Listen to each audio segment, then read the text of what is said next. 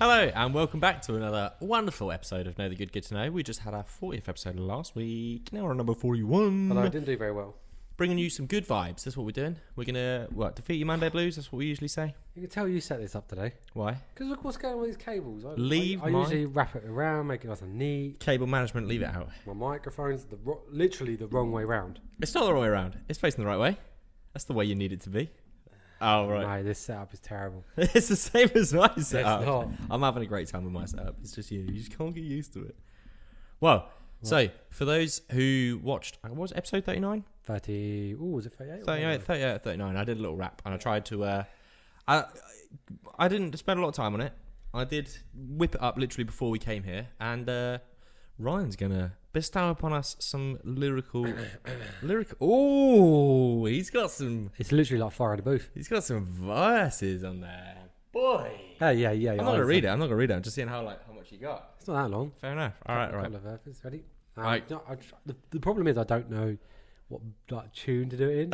Wait, did you not practice? Have you literally just written things that rhyme? Pretty much.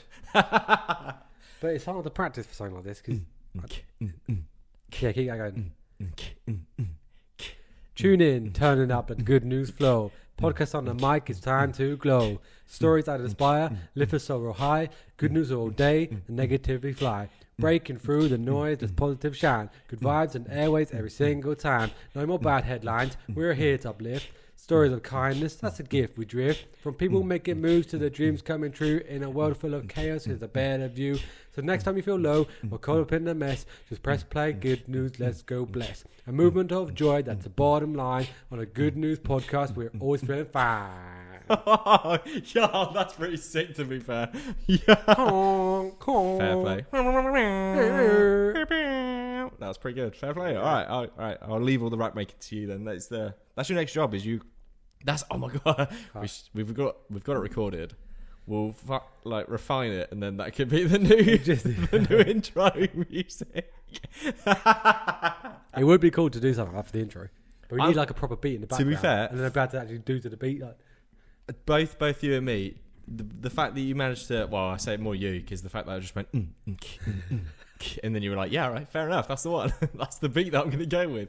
That was not scripted at all. Huh? So I didn't know that's why it was terrible. Yeah. How long did it take you to make that? Oh, I don't know.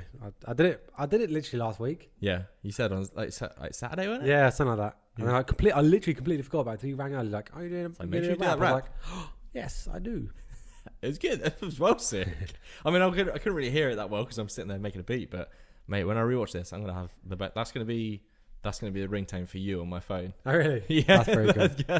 That's definitely. If you ever call me, I'm just gonna sit there and listen to it for a bit while I answer you.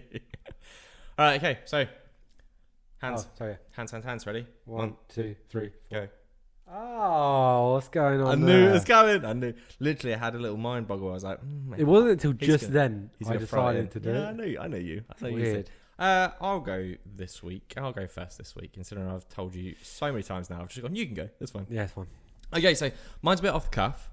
It's good news. It's a little off track, but there is good intentions behind the idea. Mine's a little bit like that as well. Is it really? Yeah. Ooh, okay. This might not be a positive podcast episode then. It's positive in what they're doing, but it's not so much good. It's not so much good news. Okay, yeah. To be fair, neither is mine. It's like a positive movement as opposed to good news. Okay, mine's not necessarily a movement. It's more of an idea that's well, yeah, same for me. Yeah, same. Put into place. What's going on? What's going on with this setup? All right, come on. It's been put into place. So yeah, do you remember what you used to do when you were a kid? Sort of, we're saying 7, 11-ish ballpark when you played outside. Yeah. So football. Yeah. Heads and volleys. Yeah. Build dens. Yeah. Ride bikes around. Would you say that it was semi-dangerous, some of the stuff? 100%, yeah. Yeah? 100%. Then you reckon you're better for it?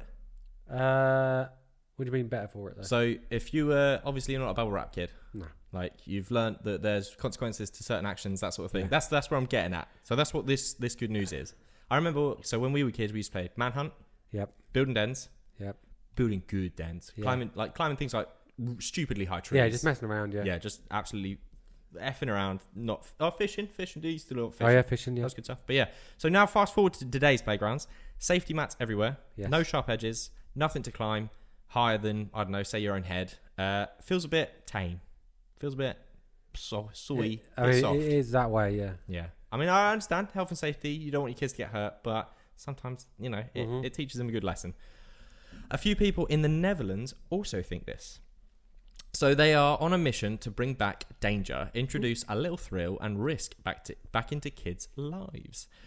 Dutch campaigners are pushing for playgrounds that aren't just about safety, but about letting kids explore, take risks, and actually learn through play. Push boundaries. Is it? Exactly. Well, yeah. Well, crikey, yeah.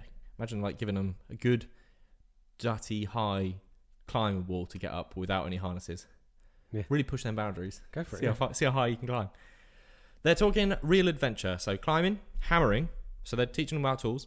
Even starting small fires under supervision, of course. Because I remember if we were... Yeah, they shifty eyes tell a lot of stories. Starting unsupervised fires, or maybe not a good idea. I've actually got a scar on my hand, where is it? Here, under his hair bit. Yeah. You ever heard of a Drippy Mary? A what? Drippy Mary. No. So you burn like the old Tesco plastic bags. You don't really get them. You don't get them anymore. Yeah. Like a plastic bag. You'd burn it, and then it would drip, and it'd go pew pew pew. Really? Yeah, and a bit dropped on my hand, and that's why I got a scar there.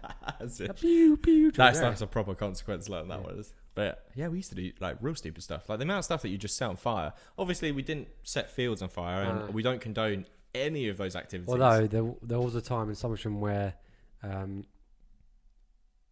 there was a fire down one of the fields, and then there was some gas canisters chucked on there, and they blew up, and it literally rocked the whole of the village. Really? Yeah. Was this you? It's like a mushroom cloud. Was this you? No, it wasn't me. All right. You sure? It wasn't me. You're doing a confession right Yeah, now. I promise you, it wasn't me. Podcast confessions. Yeah. We used to do deodorant cans. Deodorant cans were the most. Yes. That's all lighters. My friend, actually, this is a really good one. Scott, he should be listening. We were around his house, actually. Me, his brother, Matt. I think his brother's anyway. And you know the blue water butts? Yeah. So we put the lid on it. Yeah. And then at the bottom, we just loads. And then Scott was leaning over it. We didn't realise, and we set it alight. And it just went... and literally singed his eyebrows, his hair. We actually literally throw him in the shower straight away. This is just his face is on fire. Yeah, I'm hoping he's listening and he remembers that. He does listen, so I'm hoping he remembers that. Again, we don't condone doing things like that now. It was funny. Do it, or if you're gonna do it under scientific precautions and that sort of stuff. Get in a protected room. Set your face on fire. As if. Okay, so back to this then. So if you're listening or watching in horror, thinking that this would end in disaster, i.e. dangerous playgrounds, don't worry. No one's trying to create Lord of the Flies situation. We're not trying to Lord of the who? Lord of the Flies. Kids killing kids on an island, abandoned. You never seen the movie? Do you know? Oh my god, this is so weird. Isn't it weird, right? How the universe sort of aligns things up. All right, go on, shoot. So I just started a new job, and last week there's every Friday they do a Teams thing, and then there's some quizzes. Is it your boring quiz? Yeah, it's a boring quiz. It's a boring quiz, yeah. And this week it was in English literature. Okay.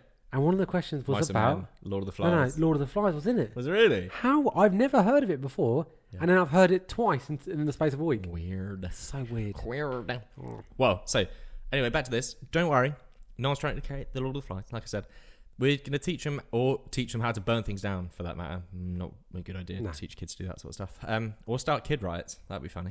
It's all about giving children a space to test their limits and in a safe but exciting way. So why the sudden push for riskier plays? It turns out kids today are spending twice as much time indoors compared to before the pandemic. Yeah, we know that. Bring back the old big poo again. Yeah. According to a diabetes fonds in the Netherlands, I don't know what fonds is, I'm assuming that's foundation, childhood diabetes rates are climbing while motor skills are plummeting, according to their study. Is that like a diabetes type 2, I'm guessing? Yeah. They found out that even some kids are struggling to catch a ball. Yeah. That's what I thought. I was like, yo, that's something I'm actually teaching Rupert now. Yeah, that's basic I stuff. literally throw stuff at him trying to... What, to see if he can catch it? To get him catching. How is he getting catch? No, he's a bit clappy. Yeah, he's young though. He understands the concept of catching a ball. He'll be fine. Give him a couple years. He's got no choice. You keep throwing things at him. I'm literally going to throw something to start catching. Brick. Yeah. Wrench. He'll learn. Dangerous play. That's what If I you like. can dodge a red, you can dodge a ball. Yeah, I like it. But I'm not talking about the kids that might be bad at sports, but in general. So this is the worrying statistic that is coming across. So kids, that terrifies me. The fact that kids are now becoming unable to just catch a ball. That's like the basic stuff. It's not just about fitness either. Experts say that when kids don't get to take small risks early on, they grow up struggling to assess things like danger or handle challenges in their later life. And looking up one of the studies, I found an interesting little tidbit from Melbourne. So on a sunny beach near Melbourne, Australia, Alethea Jerubine watched her daughters 10 and 13, clamber up a steep rocky outcrop. Instinctively, she wanted to call them back, but as a public health and psychology researcher, she knew better. Jerubine studies risky play. So she studies this in Melbourne. This is being done in the Netherlands and all sorts of stuff. So it's around sort of the world. Things like climbing, jumping off heights, and exploring beyond direct adult supervision. I will say, jumping off heights. I used to do that a lot as a kid because when I was younger, parkour was the thing. Yeah. Boy, do I regret jumping off high things as a kid. My knees at the moment, I'm getting there. I'm getting to the 30. It's Saturday. By the time this comes out, you will be 30. Oh, no, don't remind me. That's so horrible. And then literally, the morning that you turn 30, you're going to wake up and everything's going to hurt. I'm going to get up on my back. I can't get out of bed. Is that what happens? But you're having a spa day on your birthday, so, at least you're going to get... I might be fine. Who knows? I didn't go to the gym today in preparation for the spa day. I'm trying to tailor it down, trying to relax. No, you want to do the opposite. Go to the gym more? No, you want to be in pain, so you go... Are you getting like a massage or anything? Yeah, I think so. I don't know. It's a slight sort of surprise, well, but I think hopefully you are. Yeah. That way it'll be more enjoyable because you're gonna get a massage on aching muscles. Trust me, my legs still hurt from like 2 days ago. Leg day. Man, we need to go to the sauna soon. Proper leg day. We do. So yeah, and the research, back to this, sorry. So the beyond direct adult supervision, and the research shows it's hugely beneficial for kids. Over the past 2 decades, studies have confirmed that these experiences help children develop spatial awareness, which is vital for if they come and drive. Because boy, have I seen some terrible drivers recently. Yeah. Spatial awareness is something that even elderly people are struggling to learn at this point. Coordination, resilience, and confidence, which is also super key. One thing, I don't know whether you're going to mention or not, actually, is I did read a thing about rough play as well. No? How good rough play is for kids. Okay, go on. Like messing around fighting-wise. Yeah. It's meant to be really... I can't remember... It's annoying. I'll give you half a story. I'm going to give you half a thing. You give me a tidbit. But... yeah, rough play is meant to be good for something when it comes to development. What do you mean by rough? Like little messing kid around, scraps? play fighting. Yeah. Me and Rupert play fight. Like I've taught him how to tap out and stuff. I'll get him in a headlock and he'll be like, "That don't work in the real life, Rupert. Sorry. No, it doesn't. If you're in a bar fight and you can't tap out of that one.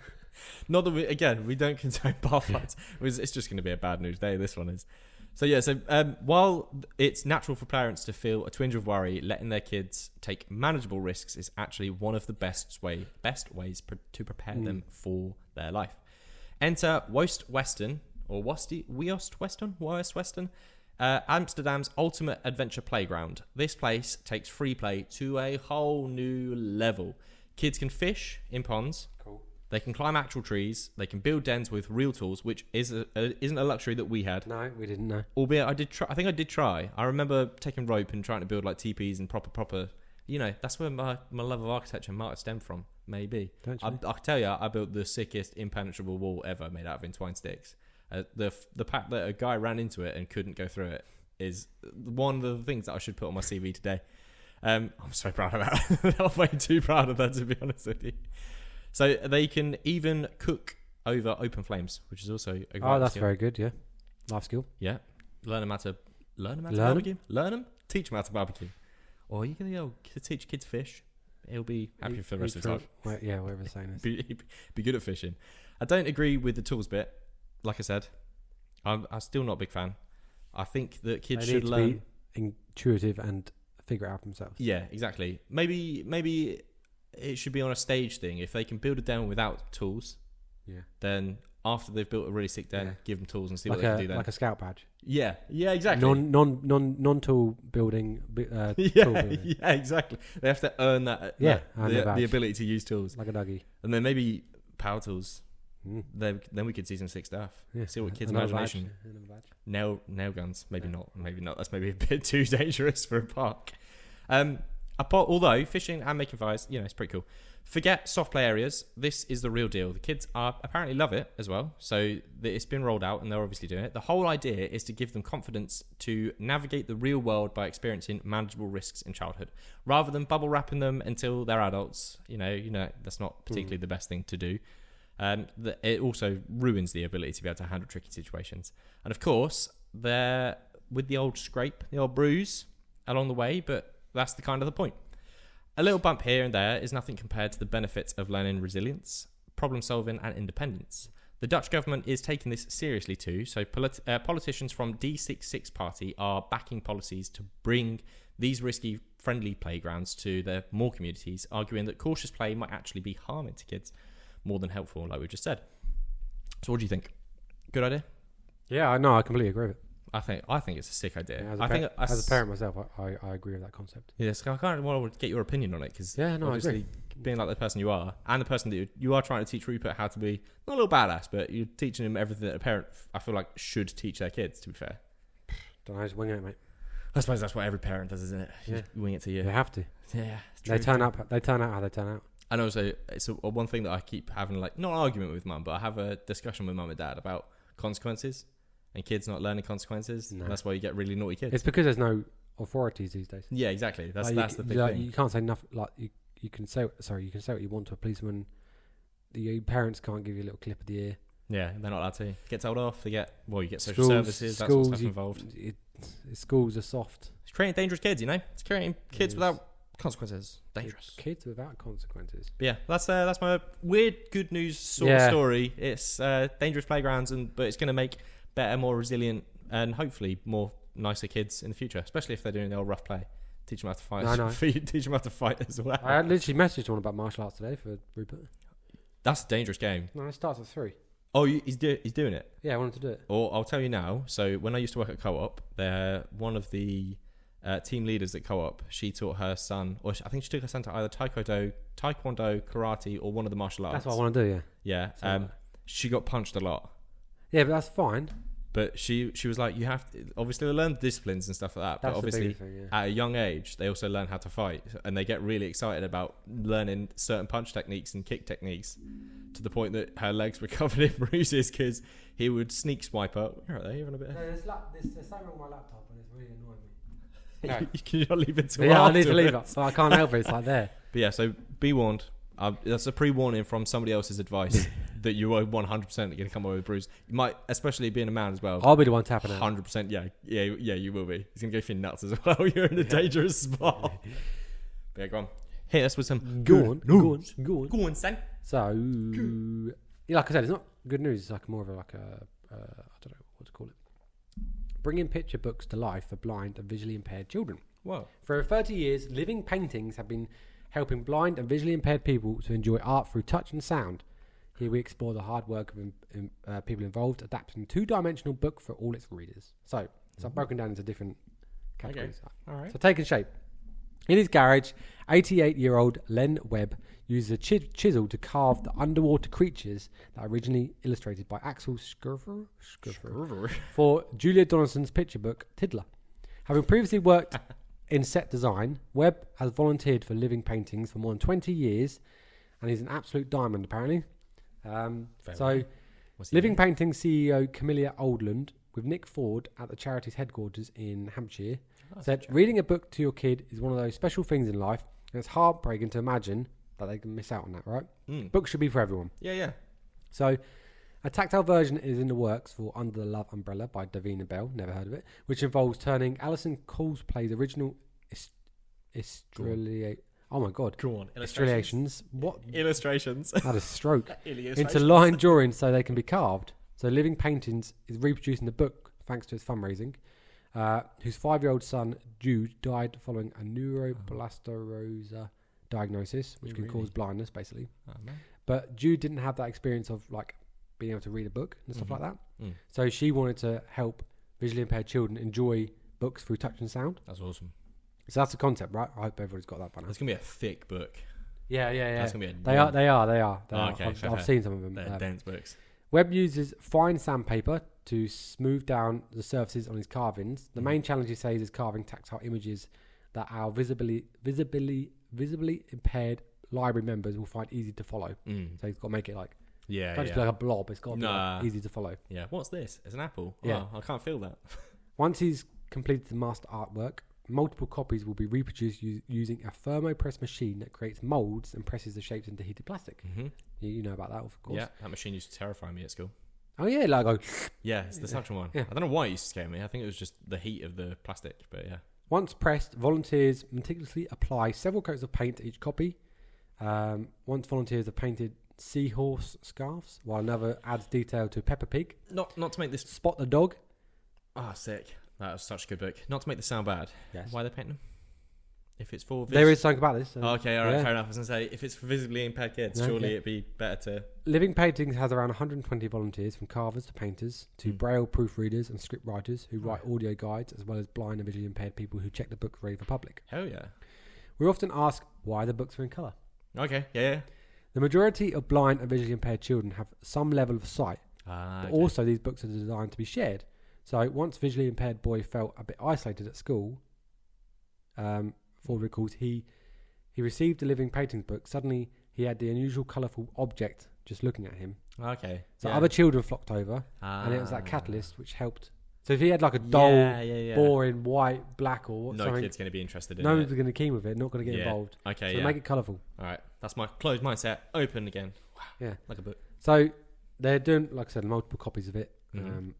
And what they do is they have to ask for the publisher's permission to create these books in that sort of format. And once it takes around 6 months, I reckon.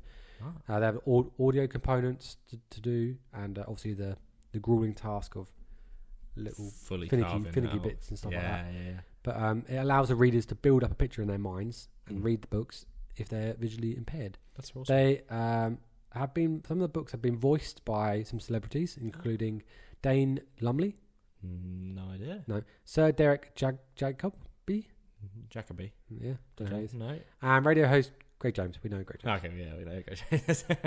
So yeah, that's my sort of my good news concept. I know it's a weird one, but I think it's cool. It's actually the pictures that drew me to the article. Oh really? Did you saw the book before? Yeah, because I saw people like making it. Yeah. So visually, it was quite cool to see. I'm guessing there's about YouTube videos on how they make them and stuff. Yeah, I mean, there was loads of articles around it. That's pretty sick. So there's loads of images you could use for a post. That's a cool idea.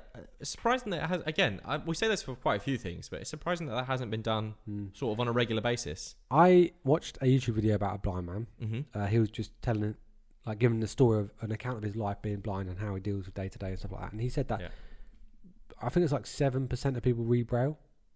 Is that it? Because of technology.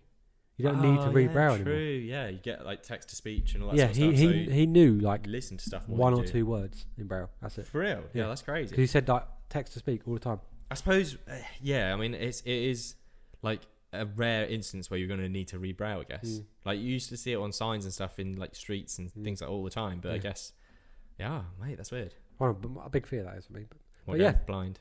I mean, I think it's a big fear for quite a few people, because especially if you can see already. That's what he did as well. Yeah. He lost it as a teenager. Yeah, that has got to be the most terrifying thing. Like, well, I mean, any of your senses realistically are ideally like sight and he also hearing. said the myth about it heightens other senses. Doesn't. So it's not true. Oh, really? He also said if he got his sight back, the first thing he'd want to see is boobs. He's a proper man. He's got a girlfriend of 5 years, so I'd probably see her boobs. Oh yeah, you'd hope so. You'd hope it wouldn't be somebody else. Yeah. There's a dude, there's just a guy boobs. in front of him.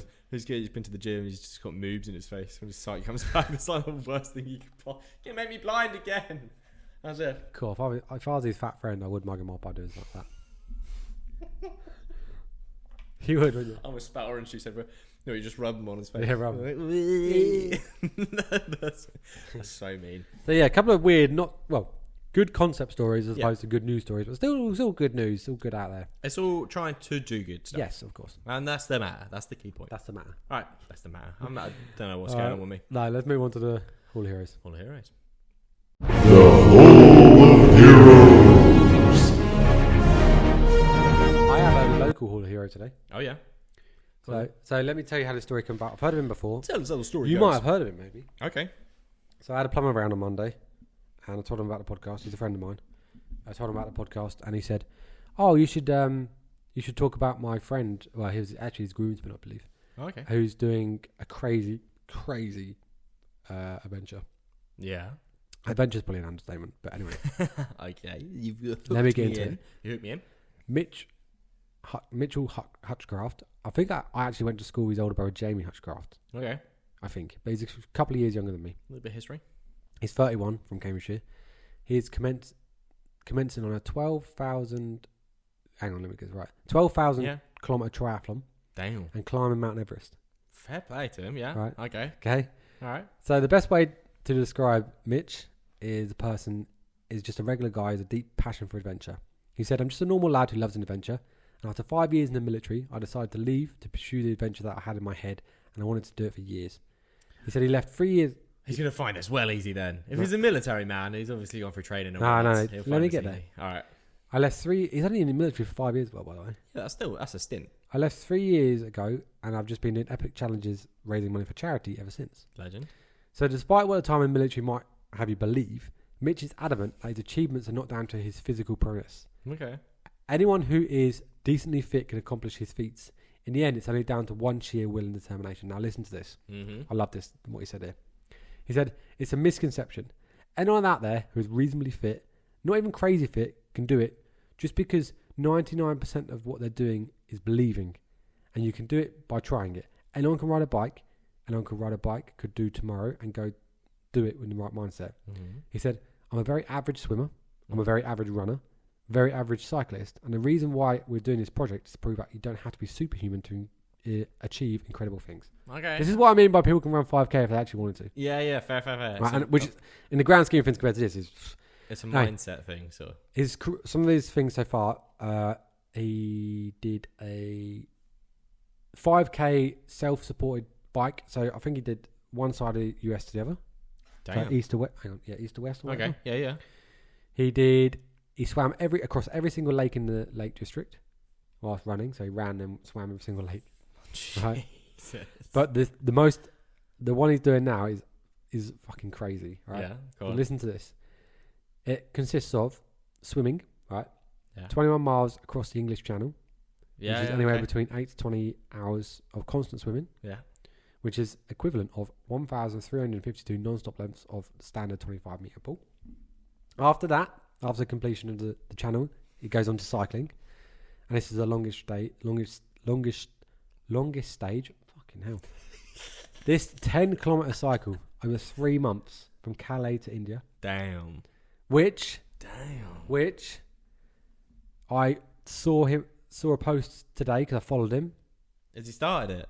He's finished. He's finished? No, he's finished the cycle. Oh. The last 4 months swimming the channel and cycling 12k to India has been the greatest challenge. But the hard part begins tomorrow. Let me get on to why. So did he actually cycle to India, or is it the distance equivalent? No. No, he actually cycled to India. He's in India. Oh, fair play. He swam across the channel from Calais. He's biked all the way to India. Fucking A. Right? Fair play to him. And next step, to walk the 900 kilometre journey on foot from the Indian coastal town Digha to Kathmandu, the capital of Nepal. Yeah, Kathmandu. Which will take roughly 3 to 4 weeks. Jesus. And then the climb. Blasphemy. The final stage of the Mammoth expedition is start to trek from east from that place to the north in the Himalayas, winding through the mountains to eventually lead to the climbing of Mount Everest. I bet he's going to sit at the bottom of Everest and just be like, I've done too much already. Don't need to do this. Why am I here? So, for charity. Like I said, I literally saw his post earlier. Oh, and he said, sea level to summit of Everest begins tomorrow. So he's basically like, I'm going to run nearly a marathon every day, 900 kilometres from sea level to Kathmandu, what you said it was. Kathmandu. He's going to trek from Kathmandu to base camp, and then he's going to climb Mount Everest. Damn. All right, okay. So his current progress, can be followed on his YouTube channel called Mitch Hutch. Yeah. Mitch Hutch. I've subscribed to him and I've followed him on Instagram already. Okay, cool. His most recent video was 5 days ago. It might have changed by now. Yeah. Where he was in the Middle East. But the reason he's doing this is for... I think I might have screenshotted this as well, actually. Mm-hmm. I mean, to be fair, here we go. You do love a good, pushing the boundaries. Yeah. I do, yeah. So he's doing this all to help raise money for charity. It's not just... Has he got a specific charity? Yes. Okay. SAVSIM, SAVSIM. SAVSIM. Yeah, okay. It's SAVSIM official. Yeah. He says it's a small organisation. Mm-hmm. What are they? And it is to do with mental health and nature. Okay. So they've created what I think called Warriors of Hope course, which is the mental health course which uses animals and nature to help treat veterans and other service personnel suffering. Not only is this to utilise the skills of veterans by sending them around to help anti-poaching and wildlife conservations, protect around the globe. Yeah. And he said, with your help, we can massively increase the number of courses available to help people, help skilled veterans, and help wildlife. Oh, yeah. So he's basically out there raising money for an amazing... That's a hell of a course. We need to follow that on Instagram, actually. Yeah, we do. SAVSIM? They could be your next hero. Yeah, maybe, yeah. There we go. SAVSIM. I hope I pronounce that right. And my mate, who I spoke to on Monday, I'm hoping he'll text him and say, by the way, these guys shouted you out, but he messaged him on Instagram. Yeah, okay. He's probably a little bit busy at the moment, to be fair. Yeah, I was going to say. He's got he might have Everest to get up now. I think he must have a media team. So big shout out to him, local lad, on an adventure of a lifetime. Good luck. Hope you make it up. I guess this is the scary part, right? Up and down, because it's obviously very, very, very, very dangerous. Yeah. There's some sketchy bits about Everest from what I've heard. Well, from what I see, it's just because it's overcrowded. Yeah. That is there's certain areas of Everest that are just covered in like flags, rubbish, tents. Yeah, and there's like queues to go up when you're going up. Which is mad to think about that, isn't it? No, because it's just money. It's just, and obviously it's like huge feat. I'm not going to take that away from anybody. No. But people pay thousands to go up, so a lot of rich people just pay the thousands to go up and come down. Just they can say they've been up Everest and stuff like that, but they've got things like Sherpas, they've got people to carry their stuff and that sort of stuff. It defeats the object of climbing up Mount Everest completely. But yeah, crazy task, and fair play to him. What a feat that is, and being a local lad as well is kind of cool. So. And he's doing it for a good cause. And he's doing it for a very, very good cause. One hell of a cause by the sound of things. And what better people to get to protect the species than veterans? Exactly. They scare the living shit out of poachers. Oh yeah, we got ex-military on your back. Just don't do it anymore. Exactly. So yeah, good luck to him. I'm not sure how long it's going to take him to go up and down and all that jazz, but hopefully he makes it safe. And either way, it could take him a week, 2 weeks, whatever. I don't know how long it takes. How long does it take to do Everest? I don't actually know, to be truly honest with you. It's something that I would like to do, but again, like you said, it's because of all the extra stuff that's happening to thousands it now. Yeah, that's the one thing I wouldn't want to do, is just be next to some people that have had all their shit carried up. It's like if we did Snowdon and someone like got the train that goes up the tram. Yeah. Like it's that 3/4 of the way. Getting some people, meeting them at the top and be like, "Did you walk the crib cockpit?" And they'd be like, "Nah, we went on the tram." And we're like, I mean, I'm proud of my achievement, but you're here as well. You're like right at the top, just enjoying the view. Yeah. And you did half the work. Maybe one day. Yeah. But that'd be sick. Reading things like this is what I'm saying about my Ironman. This is what I want to do an Ironman so bad. One day, when we get to that stage, podcast, for charity, Everest. Okay. Yeah. Can I do an Ironman first? Yeah, you can do Ironman first. By 40, that's my goal. By 40. Ironman before 40 or Everest before 40? Ironman before 40. Okay. Everest before 50. Yeah, okay. Yeah. Just a really old man, just like, oh, no, I'm not making it. Just at the first camp base? Base camp. Base camp, yeah. First base camp, that's it. All right, okay. My hero. Go on. It's connecting. It's also, not to your story, sorry, but to a previous story. James Elliott. You remember my plug-in, Good News? Oh, yeah. The story a few episodes ago. Well, guess what I found? Cloggin. What was it? What was I said? You said... Canoggin. Planuin. Planuin, that's it. Planuin. I found Plyakin. Oh, Plyakin. I found Plyakin. Well, it is Planuin. It is Planuin. In Grimsby, there is one story that has quietly inspired many. A story about a man who saw his beloved canoe river in distress and decided to act. The man is James Elliott, known affectionately around the town as Canoe River Cleaner. That is his job. Well, nice name. This is, I don't know if it's self-bestowed, but either way, people have given it to him. His journey is one of passion, persistence, and I believe that the belief that every small action can spark a tidal wave of change. Yep. A little snippet from his website. He said, "I love beginning stories like this by imagining what it all started, where it all started, oh my God, I really can't read. I'm having a struggle. Okay? We're both struggling so much. Think about your favourite childhood spot. Maybe it's a park, a stream, or even a quiet street. For James, it was the banks of the Canoe River, and as a young boy, he wandered along the edge, enchanted by the gentle flow of water and whispering of the leaves overhead. Those early days, filled with wonder, set a stage for a lifelong connection with nature. But unfortunately, as Grimsby grew, so did the problems along the river. With urban expansion and industrial growth, rubbish and pollutants slowly followed. setting the scene for where his passion stemmed. Picture the river you once loved gradually losing its sparkle. It's in a scenario many of us can relate to when we see change for the worse in a place we hold dear. Case in point, most of London and the Thames like dumping of so much stuff. It's just Although saying that, I mean historically it has been a shit river forever since everyone can remember, but still. All the other rivers, oh no, what is it? I saw a video similar to sort of what this point touches on, and it's a guy in the middle of a river in a suit it's talking about Nando's. So apparently Nando's have been dumping a lot of stuff in certain rivers really? And like killing rivers. Like wow. Fully killing them and making them so toxic and pollutant that everything dies in it. How do they get away with that? I have no idea, but it's this guys like this that are making those places bringing them back from the brink pretty much.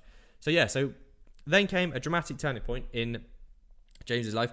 One record-breaking winter followed by an abrupt thaw unleashed a torrent of debris and pollutants into the river.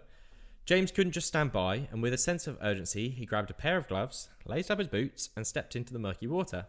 It wasn't a grand proclamation, it was a simple, determined act of care. He goes, I feel like you're the type of... Wait, what did I say? Oh, what's this? Chat? I don't know what this is. Oh no, yeah I do. I was going to say it. It's a little question. It's like, I feel like you're the type of person to do that. What's that? Just see something shit going on and actually take action and try and do something. Oh, I'd like to think so. Like, pull your socks up, get your gloves on. Yeah, get involved. Knees deep. It sort of makes me think of when you did your council days and you tried to make the town a little bit better. Yes, I did do that. You tried to do your bit. What started as a solitary cleanup grew into a community movement. Neighbours inspired by his efforts began joining in. Before long, a group known as the Canoe River Guardians was born, a collective of local united by a shared commitment to restore the river. They organised monthly cleanups, engaged with local schools, and even collaborated with municipal leaders to address the broader issue of the waste and pollution. It's sort of sick to see a bit of passion sort of spreading and influencing a community, making it a bit better, making people think about things and do something about it. And of course, James's journey wasn't without its challenges, as we say most of the time. Good news doesn't come without a little bit of bad news. That's where obstacles, scarce funding, bureaucratic red tape, and even skepticism from locals. Mm-hmm. But instead of letting these hurdles stop him, James saw the opportunity, and one of the most striking moments was when a local manufacturing company, once part of the problem, became an unexpected ally, recognizing the tangible improvements in the river, which is pretty sick. They stepped in to sponsor cleanup equipment and support waste management initiatives like any movie plot ever where a villain has seen the error of its ways and they've gone, oh, you know what? Let's help out. Yeah, exactly. Maybe we should do something about this. It also makes Elliot's story especially inspiring to see that he can get people to turn from causing the problem to fixing the problem, which is pretty sick. Today, thanks to James and his dedicated guardians, the old river canoe guardians, the Canoe River is experiencing a revival, so water quality has improved dramatically, native fish have begun to return, and the riverbanks now buzz with life once again. What was once a neglected waterway has now become a symbol of hope I love it. and community pride, a Good. living example of how small, consistent actions can bring about significant change. People just need to make a difference. It really doesn't take a lot, just a small little difference can change. Yeah, small stone can make a big tidal wave. Oh man, so what's the word? What? What's the word for just meaning? So much meaning behind that. Yeah. Damn, right. So it's so annoying that I can't think of the word. Philosophical. There we go. Philosophical. So philosophical. Should have just said it, mate. But yeah, so that is my guy. For him, a real reward isn't his accolades or publicity. It's the sight of their thriving river and community coming together for a common cause. He's really like proper humble about it as well. Like loads of people, I think he's got an award.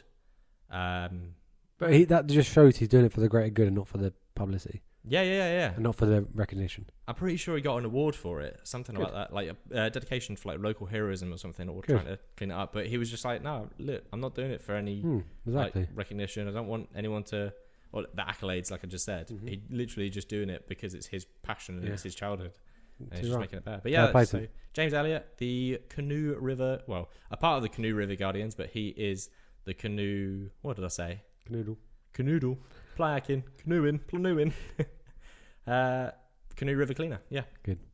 That's my hero. Wow! All the hero. That's good to know. Yeah, bitch. I have to try and get it in there to like shock everyone. Oh, okay. It's Valentine's Day tomorrow. It is. Well, at the time of recording, if you're listening, it was last week. Mm-hmm. So I've got Valentine's Day facts. Have you got flowers and cards and presents and stuff? I've got some tulips up there. Actually, yeah, you're a super, super romantic guy, aren't you? I do flowers quite a lot anyway, so. You do. And Oh, yeah, we've got a little romantical. present. Yeah. Not romantic, I just like having flowers in the house. Nah, but you're a pretty romantic guy. I'd say Oh. you're pretty. Yeah, I said it before on the podcast, and I'll say it again. Thanks. I'm not bothered about that. I'm not scared of that. Is what it is. Right, the first ever Valentine's Day was in 496. What? That's right. What? The first ever Valentine's Day was in 496. What? Wait. The year. Yeah, no, I get that bit. So imagine being in that year. 496. They're cool. What'd you get? Like, I don't know. When was that? Fuck knows. That's a long time ago. Vikings? Nah, that's older than that. Don't know. Have We're to Google talking ages ago, mate. it. Around 85% of Valentine's Day cards are brought by women. That's really sad. That is sad, yeah. That is sad. Is that percentage? But we get the No, I'm looking at the percentage. 85%, yeah. man. But around 73% of flowers are brought by men. Oh, okay. So maybe they just Yeah. got the flower and didn't get a card. Yeah, but you say that, but there's a thing that goes out there that a lot of... Do you know what's a really sad thing? Apparently, a lot of men don't get... The first time they actually get flowers is at their funeral. That is quite sad. That's really sad. Yeah. I don't know what it is. I mean, I'm not... You just I said you this like today. flowers. Yeah, well, me and the hairdresser were talking about this. Okay. For the listeners, me and Jordan got a haircut today. Hence the hats. So, yeah. I was in the hairdresser and we were talking about flowers. Yeah. And I said, he was like, oh, you get any flowers? Da, da, da. I was like, well, yeah, but I generally get flowers every few weeks anyway because I like to have flowers in the house. Oh, man. And he said the same thing. He's like, yeah, I get flowers all the time because I like to have flowers in the house. It's a bit of colour. Shining example of a boyfriend or fiance/husband right there. Yeah, cool story. Right. Trying to pay you a compliment. No, fuck off. Don't care. The first heart-shaped chocolate boxes appeared on Valentine's Day in 1861. Is it just going to be dates? So all dates of things. the 1,326 years days, they didn't have any heart-shaped chocolate. How Do you know sad what's is that? weird though nowadays? You don't really see many heart-shaped chocolate boxes. No. It's more just like they've gone back to basics. Nice little square rectangle box. Sort of get like fine, Christmas yeah. time. It's chocolate, That's isn't it? fine. And lastly, I'm hoping this one's true for you. 6 million people get engaged on Valentine's Day. Becca. Not this Valentine's Day, my guy. Not this Valentine's Maybe Day. next year. Maybe next year. Is that your last one? Is that Yeah, your I'm last done. one? Sorry, yeah, I'm done. You know how you tell about me telling jokes? Yeah. You need to find a way to end that. Oh, I can't wait for you to get married. No, because Why? I need a wedding to go to. It'll be so small. I guarantee our wedding will be so I'll small. be coming. Of course you will be. My wedding's going to be small. You will be. We can say it now. So, Oh, what? if you haven't already known... If you haven't already known. If you haven't already heard, we've spoken about Canada a few times. I am going off for a year and I'll be disappearing and I'll be leaving Ryan to do this podcast all on his own. This is the end of the podcast. Goodbye. This is the end of the podcast. Goodbye. No, it's not really. We're going to try and... albeit you have said I'm going to be super busy, but I'm going to try my damnedest to do this podcast and continue it going. It might just be A remote every couple of podcast. weeks. Yeah, we might, taper it down a bit. We might have to do bi-weekly. Yeah, but I'm going to try my hardest to keep this going because it's something I am passionate about and we're both passionate about spreading good news and stuff like that. So we have to keep this going. Yeah, and I'll have guests on. So. Yeah, that's I'll true. find people to come on. Like Jack, my friend Jack, who we've had on before. Comedian Campbell. Get him on. He'll come on for sure. Hell yeah. But yeah, do it, man. Get some guests on. Get some people boy. in. I mean, I'm happy to do remote podcasts with guests. I'd love that sort of stuff. That'd be more fun. We'll figure it out. We'll just contact every single person that we've spoken to on Instagram and get every guest whilst I'm away. To be fair, when you get back, we need to be better at guests. Mate. Because we've had opportunities, we we just haven't done it. We do. And when we get back, we're going to have a studio. We're going to have a studio as We're well. going to have a studio. There's big plans in the works. It's just going to take us 10 months to get there. Yeah. We're very lucky we'll be miserable and come back after a week. Well, so we might have a job for the winter. Oh, for fuck's sake. Yeah, no, that's what it is. Who is it? I'm going to bring him up. No, he goes. So Becca had a call with him today, and we might have work for the winter already set up. So we just need to get stuff for the summer sorted. And then How? The winter's in their winter? Yeah. No. So their winter period. So next year. So I might not be back for your stag. I will be back for your wedding. Okay, there's only like a month difference. Yeah. Okay, fine. I mean, you will be back for my wedding, yeah. Yeah, I'll definitely be back for your wedding. Will you touch me, weirdo? Don't worry about it. I'll be got back for your hard, wedding. All right. Are you ready? Yep. Is news on nonsense? Is news on nonsense? Oh, yeah, this is a game, isn't it? You forgot about it. I did forget about it. Let's go. If you've seen or heard episode 40, you'll know how this works. I read out 4 stories, and my glamorous assistant over here Me. has to guess which one is the true story. Okay.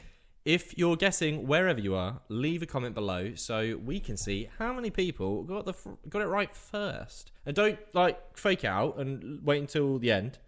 Do the comments right now after I've read the story. Come on, I'm excited. Let's go. All right, it's time for a little game. Yeah, go on. 2 truths. There's not 2 truths, no. It's How many is it? 3 lies and truth. All right. 3 lies and the truth. The penguin commute. Every morning at a UK zoo, a group of penguins have been trained to waddle across a tiny zebra crossing to clock in at their enclosure. Zookeepers say that the routine keeps them active, prevents boredom, and, let's be honest, gives visitors the cutest little morning traffic jam ever. Tourists even stop to take photos, and it's like a little celebrity red carpet. Okay, I don't want to be that guy. Mm-hmm. Next time, can you make him a little bit shorter? I've got to try and remember them all. Oh, yeah, I can do a recap if you need it. Okay. Second one is Library on the Run. A woman in Italy turned an old ice cream cart into a pedal-powered library on wheels, cycling to remote villages. Go on. Oh, I hope that's true. Sick idea. Remote villages where kids don't have easy access to books. Yeah. To encourage reading, she gives a free scoop of gelato to the children who read aloud. And parents say that their kids are now being begging to do their daily reading, where one child even read a whole chapter just for an extra scoop of chocolate chip. Second one. Yeah. Third one.